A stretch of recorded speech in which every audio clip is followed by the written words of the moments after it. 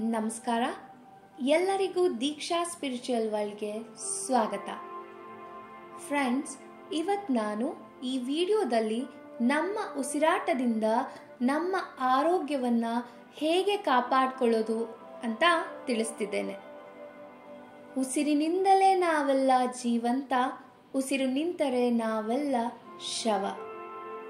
ನಿಮಗೆಲ್ಲ ಅನಿಸ್ತಾ ಇರ್ಬೋದು, ಹೇಗೆ ಉಸಿರಾಟದಿಂದ ನಮ್ಮ ಆರೋಗ್ಯದಲ್ಲಿ ಚಮತ್ಕಾರಗಳು ಆಗತ್ತೆ ಅಂತ.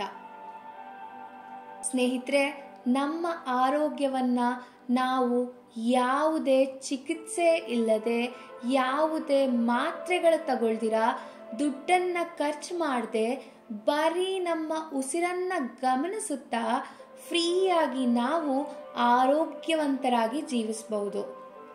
ಬರೀ ನಮ್ಮ ಉಸಿರಾಟವನ್ನ ನಿಯಂತ್ರಣದಲ್ಲಿ ಇಡುವ ಮೂಲಕ ಅಥವಾ ಗಮನಿಸುವ ಮೂಲಕ ನಮ್ಮ ಮನಸ್ಸು ನಮ್ಮ ಹಿಡಿತಕ್ಕೆ ಬರುತ್ತೆ.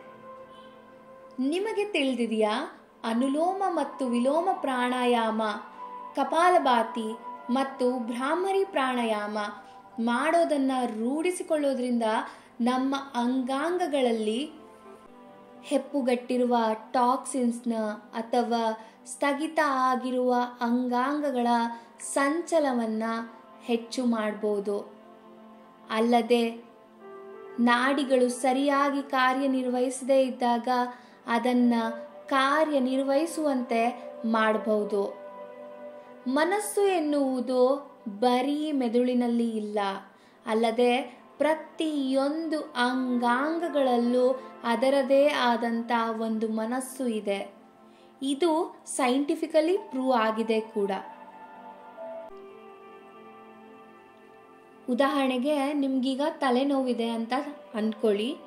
ಆಗ ನಿಮ್ಮ ಕಣ್ಣುಗಳನ್ನು ಮುಚ್ಚಿ ನೀವು ನಿಮ್ಮ ಉಸಿರಾಟವು ತಲೆಯಿಂದಲೇ ನಡೀತಾ ಇದೆ ಅಂತ ಅನ್ಕೋಬೇಕು. ದೀರ್ಘವಾಗಿ ಉಸಿರನ್ನ ತಗೊಂಡು ಉಸಿರನ್ನ ಬಿಡಿ. ಈಗ ಈ ವಿಡಿಯೋವನ್ನು ನೋಡ್ತಾನೆ ನಿಮ್ಮ ಯಾವ ಅಂಗಾಂಗ ಅಥವಾ ಭಾಗದಲ್ಲಿ ನೋವು ಅಥವಾ ಹಿಂಸೆ, ಕಿರಿಕಿರಿ ಆಗ್ತಿದೆ ಆ ಜಾಗದಿಂದಲೇ ಉಸಿರಾಟ ಇದ್ದೀರಾ ಅಂತ ಫೋಕಸ್ ಮಾಡಿ.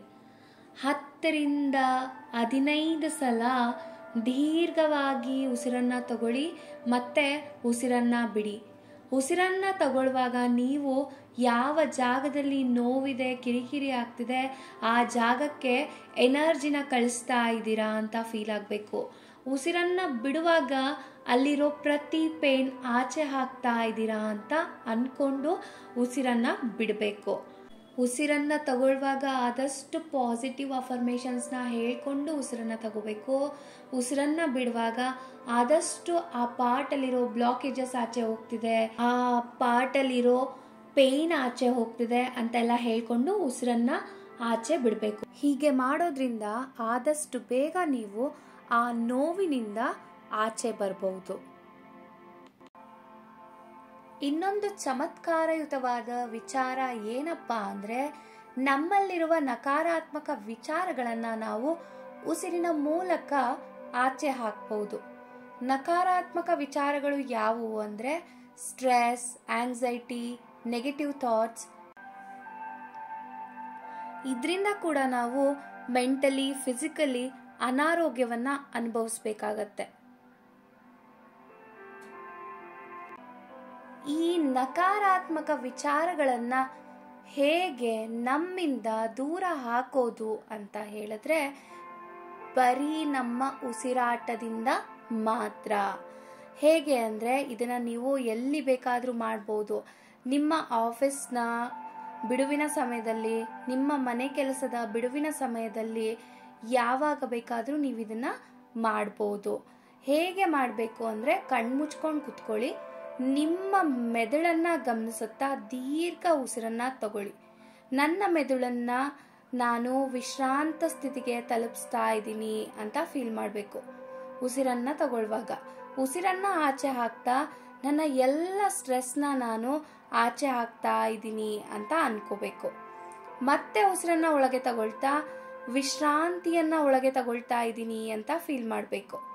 ಮತ್ತೆ ಉಸಿರನ್ನ ಆಚೆ ಹಾಕ್ತಾ ಎಲ್ಲ ನಕಾರಾತ್ಮಕತೆ ಮತ್ತು ಉದ್ವೇಗವನ್ನ ನಾನು ಹೊರ ಹಾಕ್ತಾ ಇದ್ದೀನಿ ಅಂತ 10ರಿಂದ 15 ಸಲ ಮಾಡಿದ್ಮೇಲೆ ವಿಶ್ರಾಂತಿಯನ್ನ ತಗೋತಿದ್ದೀನಿ, ವಿಶ್ರಾಂತಿಯನ್ನ ಆಚೆ ಕಳಿಸ್ತಾ ಇದ್ದೀನಿ ಅಂತ ಹೇಳ್ಕೊಂಡು ನೀವು ನಿಮ್ಮಲ್ಲಿರೋ ನಕಾರಾತ್ಮಕ ವಿಚಾರಗಳನ್ನ ಆಚೆ ಕಳಿಸಬಹುದು. ಇನ್ನೊಂದು ಚಮತ್ಕಾರಿ ವಿಷಯ ನಿಮ್ಗೆ ಗೊತ್ತಾ?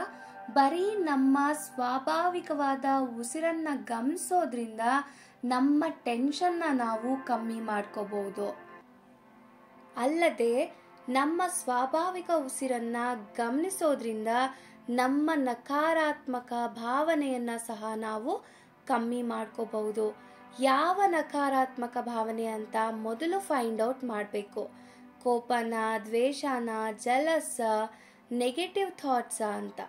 ಅದಾದ್ಮೇಲೆ ಕಣ್ಣು ಮುಚ್ಕೊಂಡು ಕೋಪ ಆಗಿದ್ರೆ ಅದರ ವಿರುದ್ಧ ಪದ ಶಾಂತಿ.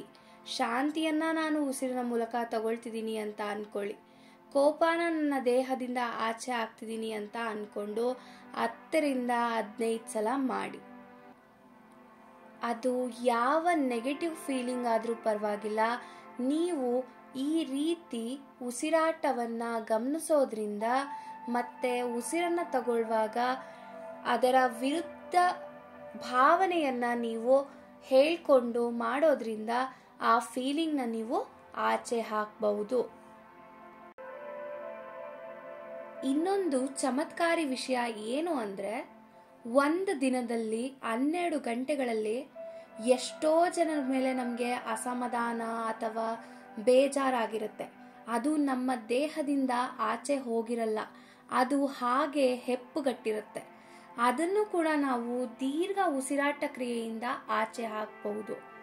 ಮತ್ತೊಂದೇನು ಅಂದ್ರೆ, ಈ BP, ಶುಗರ್, ಮೈಗ್ರೇನ್ ಇಂದ ಬರೋ ತಲೆನೋವು, ತಲೆ ಸುತ್ತು, ಈ ತರಹದ ಕಾಯಿಲೆಗಳನ್ನು ಕೂಡ ನಾವು ದೀರ್ಘ ಉಸಿರಾಟದ ಕ್ರಿಯೆಯಿಂದ ನಮ್ಮ ದೇಹದಿಂದ ಹೊರ ಹಾಕಬಹುದು. ಇಷ್ಟೆಲ್ಲ ಚಮತ್ಕಾರಗಳು ಬರೀ ನಮ್ಮ ಉಸಿರಾಟವನ್ನ ಗಮನಿಸೋದ್ರಿಂದ ನಾವು ನಮ್ಮ ಆರೋಗ್ಯದಲ್ಲಿ ಪಡ್ಕೋಬಹುದು. ಹಾಗಾಗಿ ಸ್ನೇಹಿತರೆ, ಹೆಚ್ಚು ಹೆಚ್ಚು ಕಾಲವನ್ನ ನಿಮ್ಮ ಉಸಿರಿನೊಂದಿಗೆ ನೀವು ಕಳೆಯಿರಿ ಅಂತ ಹೇಳ್ತಾ, ನಿಮಗೆ ಈ ಮಾಹಿತಿ ಇಷ್ಟ ಆಗಿದ್ರೆ ಲೈಕ್ ಮಾಡಿ, ನಿಮ್ಮ ಅನಿಸಿಕೆಗಳನ್ನು ಕಮೆಂಟ್ಸ್ನ ಮೂಲಕ ತಿಳಿಸಿ, ಹಾಗೆ ನಿಮ್ಮ ಆಪ್ತರೊಂದಿಗೆ ಈ ವಿಡಿಯೋವನ್ನು ಶೇರ್ ಮಾಡಿ. ಇನ್ನೂ ಅನೇಕ ಕುತೂಹಲಕಾರಿ ವಿಷಯ ತಿಳ್ಕೋಬೇಕಂದ್ರೆ ದೀಕ್ಷಾ ಸ್ಪಿರಿಚುವಲ್ ವರ್ಲ್ಡ್ ಚಾನೆಲ್ ಸಬ್ಸ್ಕ್ರೈಬ್ ಮಾಡೋದನ್ನು ಮರಿಬೇಡಿ. ಧನ್ಯವಾದಗಳು.